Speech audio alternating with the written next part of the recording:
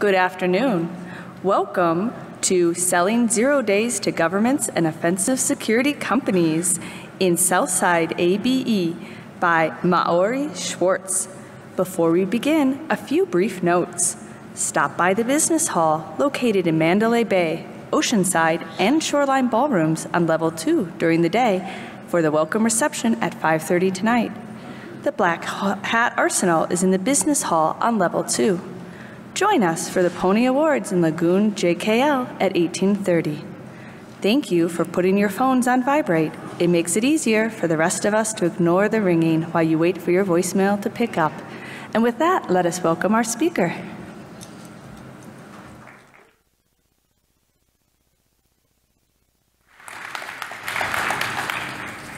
Thank you very much for having me here. I'm super excited. It's my first time here in Black Hat and as a speaker as well. And today we're going to talk about selling 0 days to government and offensive security companies. A little bit about myself. I'm working as a vulnerability broker in the past 4 years. Started my way at Beyond Security SSD project, a great company, highly recommended to work with. And after a year and a half, I opened my own company that focused slowly on government and offensive security companies called Q-recon. And I also work today in the insurance industry as a security researcher in one of the largest insurance company in Japan. What we're going to talk about today. So we're going to talk about, we'll start with who is this stock for.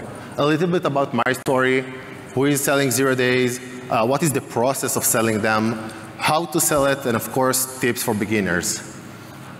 This talk is not a technical talk and not the deep dive into the 0 day market industry. This talk is meant to give you guidelines for researchers that want to step into the market and take part of it. And of course, I'm going to share my experience and tips and tricks that I gather along the way. So my story. As I already mentioned, I founded my own company called Q-recon. Started small and started to get more and more attention. Had some quite successful deals, helping researchers to find jobs or selling their products, and also started to work with the major clients in the industry. After a few successful moves, I've been approached with one of the biggest players in my industry, and basically I got threatened to stop what I'm doing. Because this is not my main source of income, I decided it doesn't worth the risk and closed the company. But it's not the end. We'll start with an overview about the 0 day market. In traditional software companies, there is a technological problem. But if you invest enough time and money, eventually you will have a product. It doesn't matter if it will be the best product, but you will have a product. But vulnerabilities behave a little bit different. It's sort of an art other than something that you just can put money on and you will get the results. So from vendor perspective, they can put a lot of money into it, but they will not find the core vulnerabilities in their product. So it behaves a little bit different. A little bit about the history here. In the past 5 years, the 0 day industry changed drastically. If we're talking about increased number of players, brokerage company, conferences, bug bounties, budgets are basically unlimited. Another really interesting thing that happened in the past 5 years is the fact that I call that stepping out of the shadows. In the 5 years ago, if you want to sell something, it was something that you talk about in a dark alley or something like that no one knows of. But today we see more and more companies and players that actually publish it, that they are looking to buy vulnerabilities and exploits on the free market.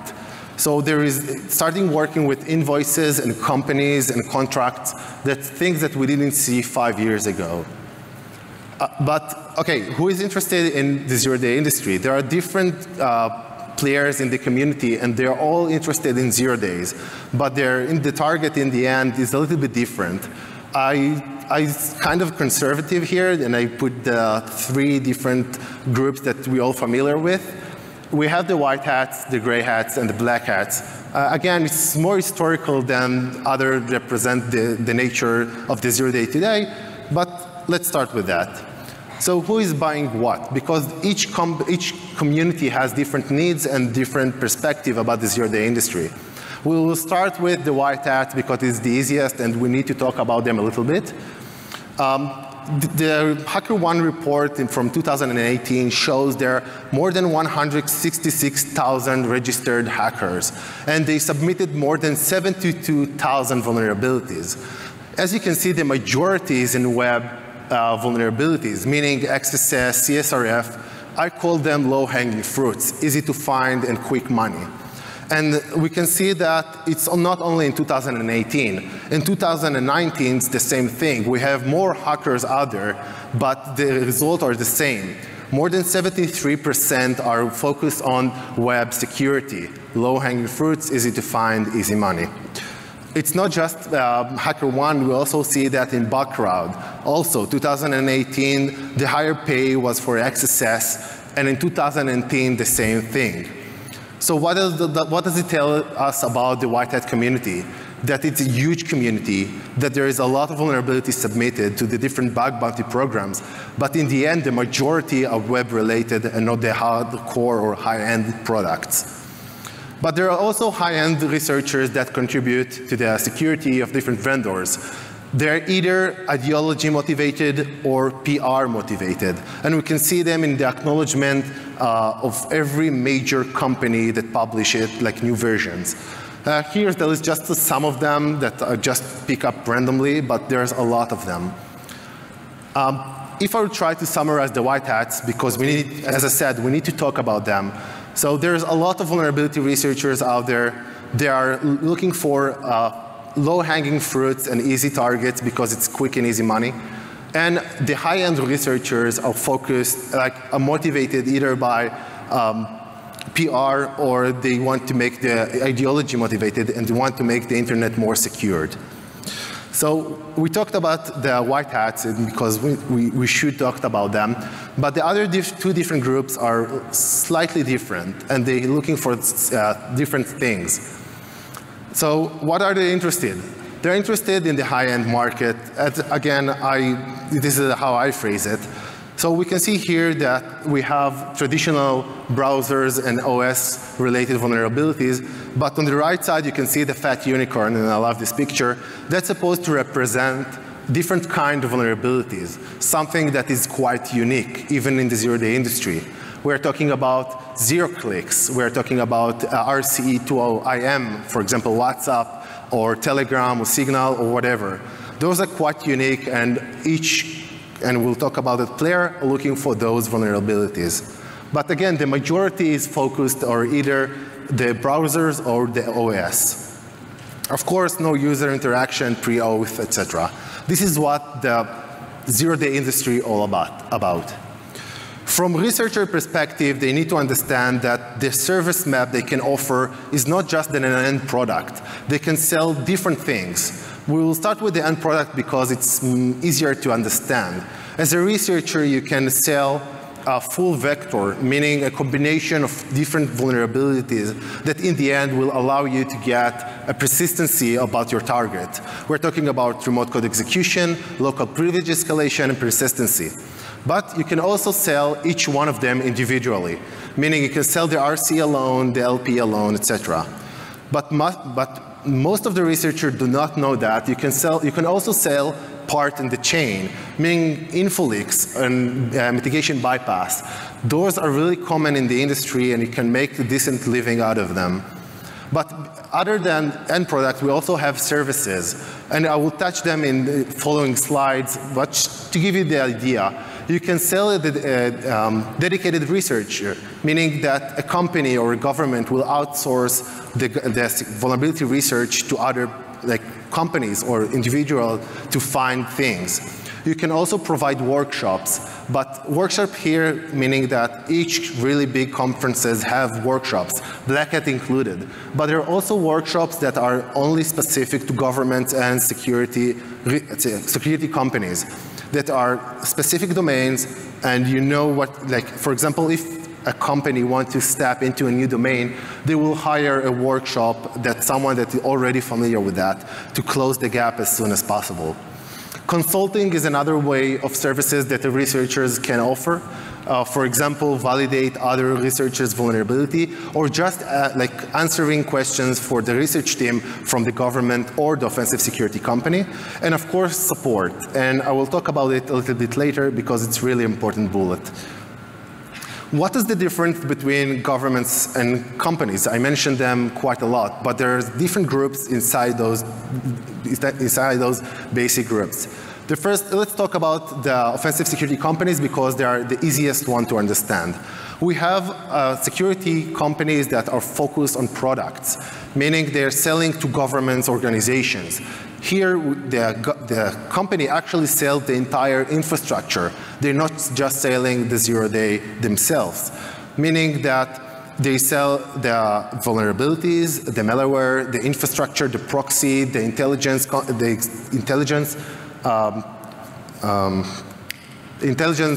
infrastructure that comes along with that. And on the other hand, we have knowledge-based companies, meaning they are selling 0 days. That's what they're doing, that's what they're for. On the government side, we have two different government entities, let's put it that way. The incapable countries and capable countries. Incapable countries, and I will take a made-up example, I'll take Antarctica, just not to offend anyone. And Antarctica want to acquire vulnerabilities, but they don't have an internal research team, meaning that if you will offer them, even for free, an RCE for one of the platforms that are interested, they would not know what to do with that. Meaning they do not understand the value of it, they don't know how to chain it, they don't know how to write new exploits to older or newer versions.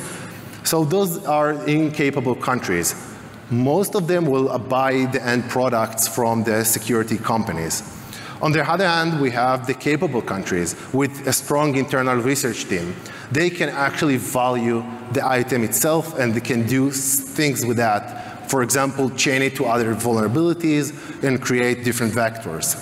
From researchers' perspective, you want to focus on those, on all the offensive security companies and governments that has an internal research team, because they will understand the value of it and are willing to pay more. So let's start. How do you get those 0 days, right? From the researchers, there are different kinds of groups in the researchers. We'll start with the biggest one called researchers, and I already showed you there are more than hundreds of thousands of researchers around the world, but they are not high-end researchers. They're not capable of finding vulnerabilities in the products that I showed you earlier. So if we go step one layer down, we have the high-end researchers that I already mentioned that they are either ideology motivated or PR motivated. And then we have the high-end researchers that work in the offensive security companies or governments, and in the end willing to sell. Meaning that there are individuals or companies that find 0 days and sell it in the open market. Roughly around 400 people worldwide. That's the estimate I have. If you have any other best figure, I will be glad to hear. This chart is based solely based on my experience. Each researcher, I met quite a lot of researchers in the past 4 years. I can pinpoint where they are in this chart. How does the chart works? Usually when you're in young age, around 20, you don't really familiar with the 0 day industry and you don't know that your item worth money. So that's why you basically publish it for free online. You report the vulnerability to the vendor, and then you got to start to get attention. Then you step into the second step, and the second column here, that you get offered to work in offensive security industry, companies or governments. At that point, you make a really decent salary, but you understand that your boss making a lot more on your items. So at that point, you decide to open your own company because you are the researcher, you know exactly what to do, and you said, okay, I have the technical capabilities to find vulnerabilities. But what those researchers don't know is how to manage a company. Because finding zero days, it's only a technical part, but you also need to have a company. That means that you need to work with the legal and accountants and find clients, and it's really hard work to do. And usually you get paid only slowly on your items that you sell. So if you didn't find a vulnerability for 4 months in a row, you don't have any income, and probably you are in the age of 32 and you want to make your own family. So at that point you start to get stressed. That's why we go to the end, or the right side of the slide. We can see they started to take more and more projects that are not vulnerability research. For example, pen tests, or they really want a steady income, so they're going to work with one of the major vendors in the market. So again, this is solely on my experience, but I can pinpoint each one of the researchers that I work with based upon that. From the researcher's perspective, those are the two time slots that you have to sell your vulnerabilities, and this lecture will focus on them. So what we learned so far, what kind of products and governments are looking into, what is the different products and services that you can offer, what is the difference between governments and companies, and of course, the researchers' characteristics. I hate that word. Okay, so what is the process? Selling 0 days. That's why we're here. The process is relatively straightforward. A researcher finds a vulnerability, and he wants to market it. So he contacts a potential client. He provides an overview about the vulnerability and what the capability of the vulnerability is. There's a negotiation period. There is a contract, QA, and of course, payment. I will start with those 4 bullets, but eventually each one of here in the audience, I think, is interested in the payment. So payouts. By default, as a researcher, you are expect to get paid more than the vendor bug bounty. Because if it's the same amount of money, I think the majority will go to the vendor and try to do, from their perspective, the right thing. But from researcher, there is no a single price list. There is no www.howmuchmyvulnerabilityworth.com. So today, researcher base their pricing on those 3 bullets. First of all, competition. If you can get paid from point to own $80,000 for an LP, so this is your benchmark. Another example is rumors. When researchers sell, they usually talk about that. And you have the idea of how much things worth. And of course, we have hacking team-like incident that we actually saw how much they paid for a specific vulnerability. The one company that changed the game of the rules, basically, are Zerodium, because they just published the list. Around 3 years in a row, this was the benchmark. Like researchers, when they try to sell vulnerability, the first thing they do went to the Zerodium website and see how much they are willing to pay for it. But in reality, things are much more complicated. There is a metrics for each vulnerability. There are different parameters that we need to understand before we can provide you an estimate of how much the vulnerability is actually worth. I will go over them, but there are 2 things that you need to understand before. The first one is different entities will pay different sums for the same vulnerability. And the second thing is warranty and the model the client works is really matter. But the majority of the, how do you do pricing for vulnerability or for an item, it's supply and demand. Because if there is, if you have a vulnerability, for example, for an iOS, and all the clients or all the industry already have a solution, so mean that no one will buy it from you or the price will be lower than expected. Exclusive and non-exclusive is really important as well. If you asked me 6 months ago, this price, just a second, it's the second slide. There is a price list that I'm going to show you, and all the prices were for only exclusive. But today, the majority of the pricing is going to non-exclusive, and the price is really high. Because as a researcher, you want to maximize the amount of money that you can get for a single vulnerability. So I said warranty and sell model, it's important. Why is that? a company can offer you $1.5 million for vulnerability, but in their terms, it will be split over 12 months, and they will give it to their customers on day one, meaning that I'm not sure a vulnerability will last 1 full year, and you will get the full $1.5 million. So it's really important to understand the terms that you are selling your item. This is the price list that I talked about, and what you can see here, it's prices for non-exclusive items. Again, 6 months ago, I told you it was for exclusive vulnerability, but in today reality, we're talking about non-exclusive. As you can see on the left side of the slide, assuming that is 95% reliability or something similar to that, and up to 5-second execution time. So we are talking about not just I found the crash and I think I can actually exploit it. We are talking about exploits that are really easy to understand and are already to put in production. As I already mentioned, just because you have an item doesn't mean there is an active buyer that's willing to buy it for you. So it's really differentiate between times. And again, market demand changes regularly. I show you the big list of products that offensive security companies and governments are interested, but it's changed from time to time. For example, 2 years ago, we saw that one of the vulnerabilities that we're trying to find, I forgot the name. Sorry for that. I'll get to it later. But there is the high-end vulnerabilities that I show you already that are in regular demand. Okay, so let's talk about validation of the vulnerability by the client.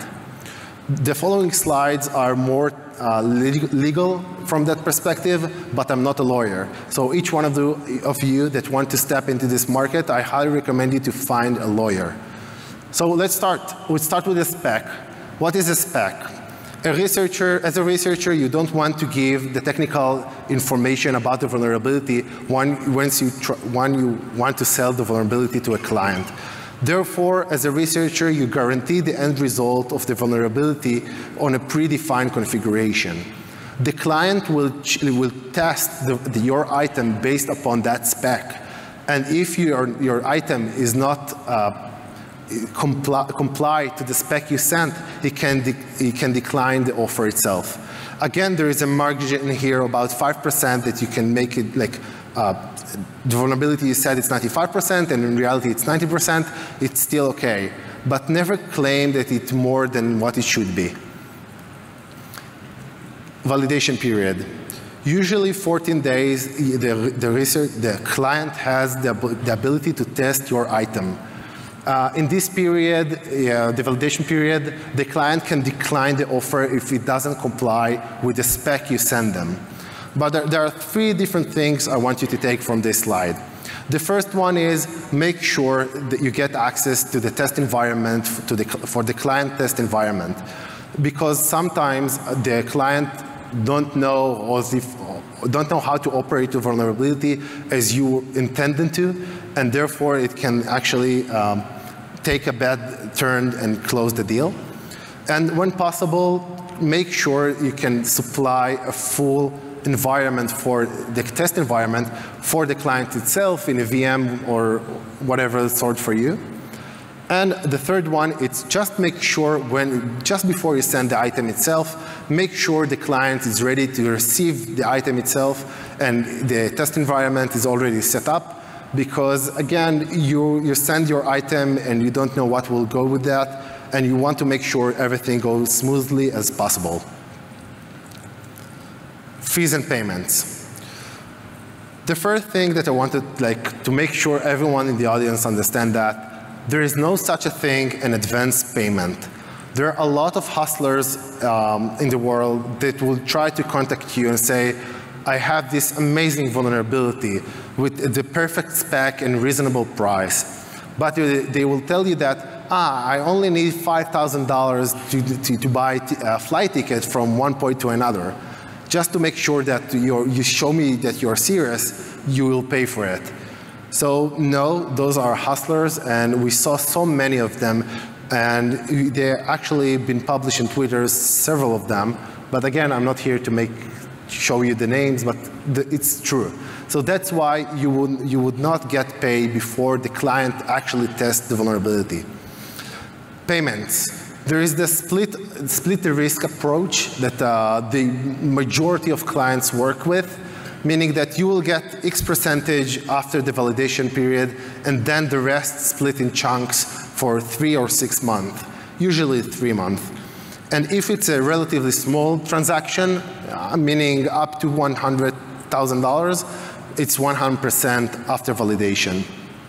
Of course, as I said before, we're stepping out of the shadows, meaning that VAT invoices is really important. And because of it, cryptocurrency became more and more difficult to handle. Because for a company to purchase that amount of, like Bitcoin, for example, or cryptocurrency, this is making it basically impossible to do so. So if you're working with invoices, you will get bank transfer, and that's what we're aiming for. And of course, just to note it here, the majority of transactions are in US dollars. Just make sure you have a US dollar account to actually receive the money. Okay, next, property rights. When we're talking about property rights, each deal has two different, it's binary. It's or you sell it exclusively or non-exclusive. When you're talking about non-exclusive, the researcher sells and license to the vulnerability. And the license can be used or resell to other clients as well. It can be sold multiple times and no problem with that. The problem is when we go to exclusive, because the buyer acquires everything. All the IP, all title, all copyrights is owned by the client himself.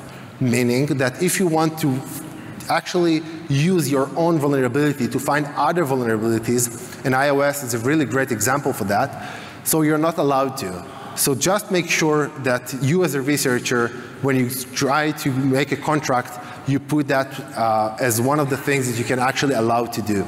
Use the vulnerability for yourself in a private matter in order to find other items. Next, support. I told you that I'm going to talk about that a little bit. And support can take many forms. It can be exploit adjustments to older or newer versions. And if the vulnerability is patched, you as the researcher have to provide a new vulnerability. And also you can provide a workshop on the vulnerability to the client itself. But what you need to understand that support worth a lot of money. Don't just give it away for free. Meaning that if you are giving kind of support, make sure you get paid for it. Governing law. Governing law, it's basically if everything turned horribly wrong, where you can sue. Because, again, not the client, neither the researcher want to go there, but sometimes we need to understand what are the laws that you are applicable to. For example, if you are a French researcher and you sold it to a US-based company, in which law are you under? The US law or the French law? It's really important to make sure that you, the researcher, define exactly where the law are governing. Export liability. And here comes the funny part, Wassenaar Agreement. I'm sure that your majority that sits here know that Wassenaar Agreement is for dual-use items. For example, you can buy radar for civilian uses and put it in an airport, or you can buy it and use it as a military use. So those things are for dual use. What's so special about that? In the past few years, under Wassenaar Agreement, vulnerabilities and exploits have been added. But what you need to understand that each government or each country has a slightly different laws regarding the Wassenaar Agreement. Because Wassenaar Agreement, it's an agreement. It's not equal law. So each government that signed the contract actually obligated to form rules based on the agreement itself in their own country. So each country has the freedom to slightly regulate different rules. So it's really important to understand the rules in your country. This is like from the Wassenaar Agreement. It's just it's just a copy-paste, so it's not that important. But what if I try to show it to you in a really easy way, the Wassenaar Agreement distinguishes two vectors. The first one is that you are a researcher and you want to report it to the vendor. At that point, you're good to go. You don't need any licenses and you don't break any law. But if you try to sell the vulnerability or exploit to a third party that it's not directly the vendor, here you need to have your licenses ready. And usually the one that the organization that hand those licenses are the Ministry of Defense in the majority of countries. So you need a license for marketing, and you also need licenses for the sale itself. And it's really a long process. So please start that as soon as possible. Finding the customers. Sounds easy, right? I have a vulnerability. I know that everyone wants it. How do I contact the different clients? So there are 3 different ways that I thought of. You have the official way, you have the personal connection, and of course you have the vulnerability brokers, that I'm one of them. Let's start with the official point of contact. Some governments and offensive security companies, they have this official point of contact. It can be here in conferences that you will be approached by one of them. It can be by business cards, cold email, etc.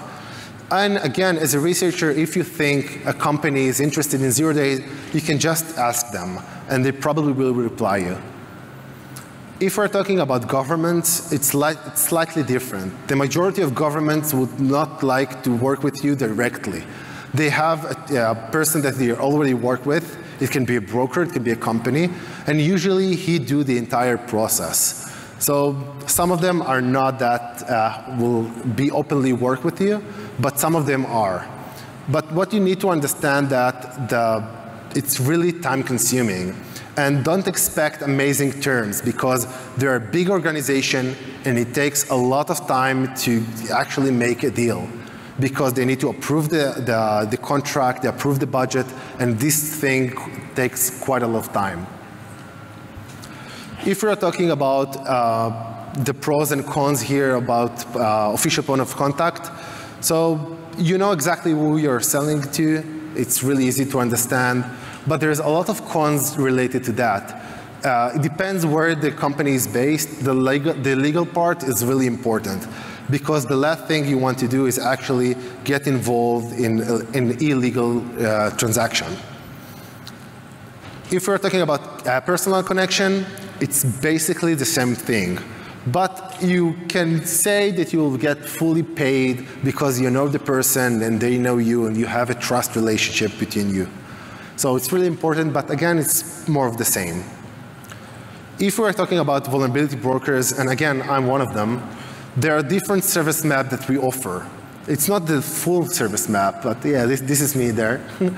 But again, I will focus on selling and end products, because this is talk is all about. So there's a lot of benefits to work with brokers, right? Because as a researcher, you can stay anonymous. We understand the market landscape, we understand the pricing and how the process works. We have a close and intimate relationship with our clients, meaning that they will approach us and ask us, do you have item A, B, and C? And therefore, we can maximum the amount of money the researcher can get paid. Legal aspect is also important, because from legal perspective, brokers has different entities in different places around the world. And it's their responsibility to actually provide the licensing to export it.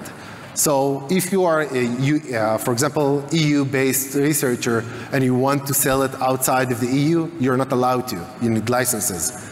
But once you work with brokers with EU entity, it's his responsibility to provide those licenses in order to export it. So it's really big benefit to work with brokers. How does brokers make their money, right? Because they don't work for free, except me, and I will tell you all about that in a second. Broker fees, it's one way to do business. They take X percentage out of each transaction. Another option is reseller, meaning that I am the broker, I bought the vulnerability, and I will sell it multiple times. It can be if I buy that exclusive or non-exclusive, it doesn't matter. It depends how many clients I have and what they're willing to offer. And the third one is subscription, a yearly or a monthly fee. That if the government or clients go with that route, they can make use of whatever vulnerabilities the broker offer. If I'll try to summarize up everything here, there is don't waste time on the zero-day industry if your vulnerability is not mature enough, because it will waste the client's time and your time. It will never lead to a successful deal. Ensure your vulnerability is ready to use and your POC is stable. Just because, and I already mentioned that, if you have an item and no one wants to buy it, it doesn't really matter, right? And never oversell a vulnerability. It just will not work. This is really important. On the right side, you see the bullet, meaning that, again, finding vulnerabilities and exploit them are two different set skills. The majority of researchers are focused or expert in one of them. So if you have this beautiful vulnerability, but the exploit is the problem, please tell it, because it can literally save the deal. Because, again, most of the clients and governments have an internal research team. And once they understand that, they will be willing to pay you the full amount or reduce a little bit just because the exploit isn't good enough. Doesn't mean the vulnerability isn't. Never treat or tell about successful deals, because again, it will breach the confidentiality contract, and you don't want to do that. And if you sell non-exclusive, try to limit yourself to 3 to 4 trusted clients, because if you will sell it for multiple times, you will burn the vulnerability and your credit will be harmed because of it. People would not like to work with you.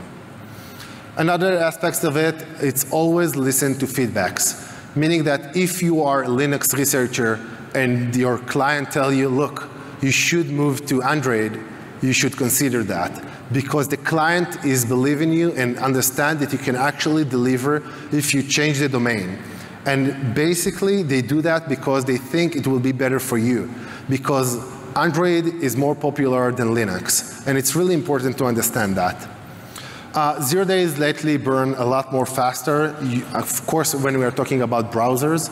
So again, in fact, if one client offer you, I don't know, $100,000 less than the market itself, sometimes it's the best deal, and you should take it. And of course, transactions sometimes not go through the entire process, but if they do, it's amazing and it's worth it. I already said that supply and demand is the most important parameter when you're selling vulnerability. Again, it's more of the same here, that when the market is flooded, you will have difficulty to sell the vulnerability. And exclusive might seem easy to work around, meaning that you will sell one client exclusively, but in the end, you'll sell it multiple times. It's really important for you as a researcher to understand that we all connected. All the clients are talking with each other. All the brokers are talking with each other. So if you do something like that, you will be, people would not want to work with you in the end because they would not trust you. And this is the most important part. My takeaway, the biggest takeaway I want you to take it from here is just, if you want to start working in the zero-day industry, open a company. Because you can work in a very, very legal way, in a very traditional way, with invoices, legal, and everything, and it will make your life really easier to do. So I promised some tips and tricks that I gathered along the way. So from researchers that want to step into this market and take part of it, go play CTFs. CTF is a really good opportunity for clients to approach you. They see how talented are you, and you can, again, it's really important for you to do that. Go to conferences, especially like that. I have so many clients here, and they will approach different researchers just because they're familiar with, they know about, read about, publish. It's really important. Get help when in doubt, because again, there is an amazing community of researchers that will help you if you find something that they will take it from one level into the next. And they're willing to do that for free, the majority of them at least. And know your shit. Never fake it till you make it, because it won't work.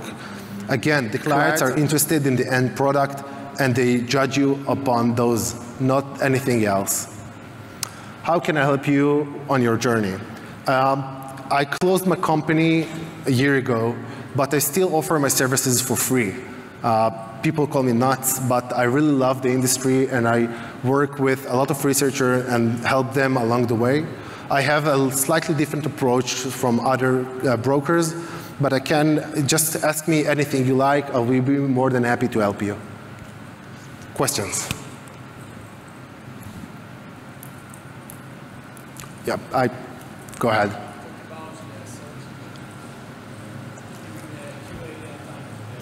Yeah.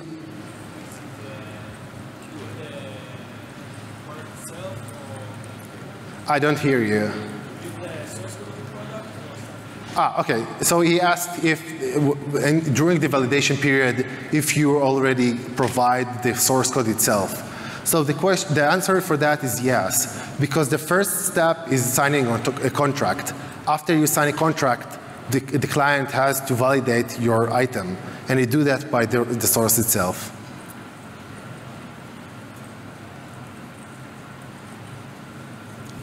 Okay, so just say I buy one of these 0 days, and it gets patched 3 months down the line, or 6 months down the line. What happens to that contract at that 0 day? It depends. Okay, the question is, what happened if I sold a vulnerability and after 6 months it got patched? So if you like in the agreement, you said that you will get paid 50% on validation, and the rest in 3 months chunk, nothing will happen. You will get the full amount.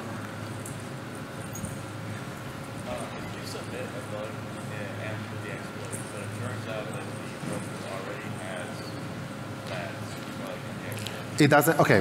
The question is, if the client has a duplicate, what will happen?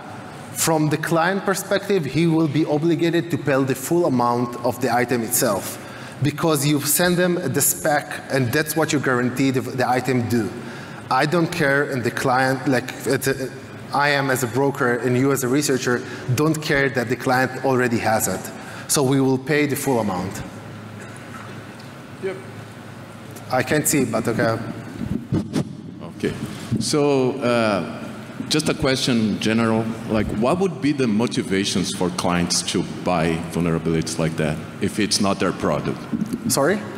What would be the motivation for a client to search for a vulnerability if it's not their product? What are they usually interested in? We're talking about like the offensive security world, right? Like we're on the same page here? Okay, so we're talking about companies that offer the full products, as I mentioned earlier, meaning that there are governments or government organization, they don't have the knowledge to create those kinds of products or vectors. So they will buy it either by each vulnerability separately or the entire product and the infrastructure. So that's their motivation. Yeah. In your experience, how many of the transactions that you started down the road on failed versus succeeded? I know it's a limited sample size, but sorry, can you please repeat? Of how many of the transactions that you started down the road on, or research you started work on, how many times did it fail to it never failed. Again, in my experience, in the past 4 years, never. Really? When the spec was really good, the client know exactly what he's getting, I had 0 fail rate. So. Of companies that currently have vulnerability rewards programs or bug bounties, what do you think they can do differently to attract these researchers instead of them going to third parties? I'm really sorry, I can't hear you. Sorry, is that better? Yeah. So, of companies that currently have vulnerability rewards programs, bug bounties, what should they do differently to attract these researchers? Aside from paying them a lot more money, what things can they do? So I have different answers to that questions, but the majority of researchers just love the fact that they're not reported to the vendor itself.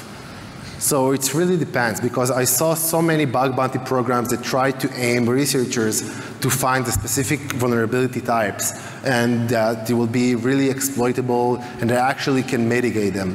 But in reality, the majority of researchers that participate in the zero-day industry, they just want to get the money and the thrill out of it. So it's a little bit of a problem. Thanks. You mentioned that there were 400 people involved in worldwide in selling. As a broker, how do you find them, or do they find you? It goes both ways, I think, because again, this is part of my day-to-day job, so I connect with a lot of researchers, and they, of course, connect me as well. In my case, referral is really part of it, because if you help researcher to sell his item and he had a really good experience with you, he will refer others to you as well. You mentioned in your talk that you said that O-days burned a lot faster because of P0 and such. Can you expand on that? Yep. Every time Project Zero usually publish 3 or 4 vulnerabilities, they close the same vulnerabilities into the industry. Again, there is a lot of talented researchers in the offensive security industry that they don't just publish or report to the vendor.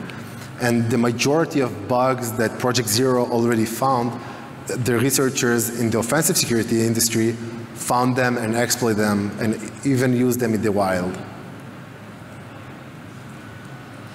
As more countries are adding vulnerabilities equities process programs, how does that affect the offensive sale? Are they adding in that this has to go through the VET process, for example, within the United States or other countries with VET programs? Sorry, again? Okay, got it. It really depends, because if we're talking about BugCrowd and HackerOne, they're only a platform. In the end, the vendor itself is the client, and he will get vulnerability. I got it correctly, or? I mean, so the U.S. process, U.S. government process is that if they're in possession of a vulnerability, it needs to go through an interagency review process. I would think that would affect. Does that matter to you, or once you sell it to them as part of the contract, what they have to do to see if they're going to disclose to the vendor for the internal process within the U.S. government, does that matter to you as the broker or to the researcher?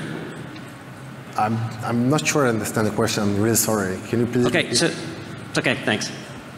Okay, I'll try to answer that later if it's okay. Okay. Yeah. Hey, man. Just say I want to buy a product from a foreign country. Okay. And I want to know if there's 0 days out there available for that product. Would I go to a brokerage yourself to find those out, or would I contact them first and see if they have any idea of what's going on in their system? I think they'll lie to me if I go to them. Who will lie to you? I'm trying to buy a product from another government, for instance. If you want to buy a product from another government? Okay. It's really, okay. Usually companies, like product companies, do not sell to individual or other companies. They only sell it to governments. Because it's dual use, they need to have an end user and end use certificate. So not companies cannot issue them, only governments. And for this is your second question, the first one.